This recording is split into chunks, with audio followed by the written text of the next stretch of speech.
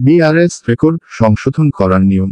আপনার জমির রেকর্ড অন্যের নামে অন্তর্ভুক্ত হয়েছে বা অনেক সময় দেখা যায় হেজমালির সম্পত্তি বা উত্তরাধিকার সূত্রে প্রাপ্ত সম্পত্তি মাঠ পর্যায়ে ভূমি রেকর্ডের সময় কোন শরিকের নামে বেশি আবার কোন শরিকের নামে কম রেকর্ড হয়ে থাকে।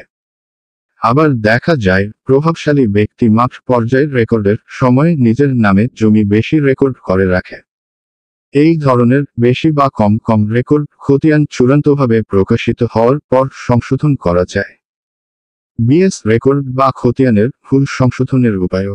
চূড়ান্তভাবে প্রকাশিত রেকর্ড বা খতিয়ানের ভুল সংশোধনের জন্য 3 ধরনের কর্তৃপক্ষের কথা বলা হয়েছে। সরকারি কমিশনার, ভূমি কর্তৃক বিবেচনাযোগ্য করণিক ভুলের মধ্যে নামের ভুল, যেমন বেগম রহিমা খাতুনের স্থলে রহিম বেগম, অংশ বসানোর হিসেবে ভুল, ডাকসূচিতে ভুল, ম্যাপের সমঙ্গের রেকর্ডের ভুল, জরিপকালে পিতার মৃত্যুর কারণে সন্তানদের নামে সম্পত্তি রেকর্ড হবার কথা থাকলেও জরিপকারকদের ভুল বা অজ্ঞাত কারণে তা মূল প্রজা বা পিতার নামে রেকর্ড হওয়া ইত্যাদি উল্লেখযোগ্য।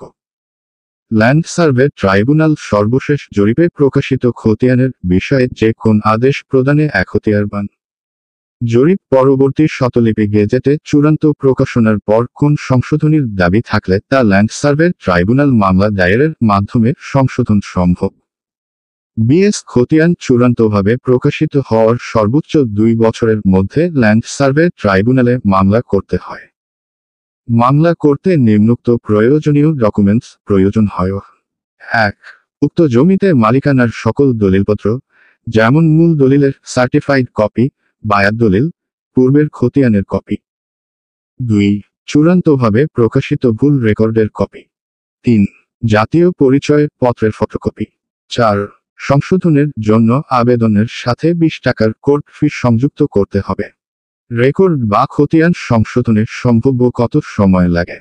ল্যান্ড সার্ভে ট্রাইব্যুনালে বিএস সংশোধনের পুরো প্রক্রিয়া সম্পন্ন করতে সাধারণত 3-4 বছর সময় লাগতে পারে। ল্যান্ড সার্ভে ট্রাইব্যুনাল ছাড়া খতিয়ান সংশোধনের প্রক্রিয়া।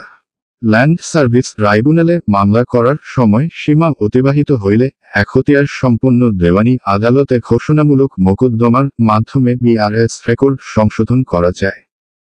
বন্ধুরা, ভিডিওটি কেমন লেগেছে? আশা করি ভিডিওটি আপনাদের ভালো লেগেছে। আপনাদের যদি ভিডিওটি ভালো লাগে তাহলে অবশ্যই লাইক করবেন, শেয়ার করবেন এবং কোন বিষয়ের উপর ভিডিও দেখতে চান তা আমাকে কমেন্ট করে জানিয়ে দেন, তাহলে আমি সেই বিষয়ে ভিডিও দেওয়ার চেষ্টা করব। ধন্যবাদ এতক্ষণ ধৈর্য সহকারে ভিডিও দেখার জন্য। পরবর্তী ভিডিও দেখার আমন্ত্রণ রইল। সবাই ভালো থাকবেন।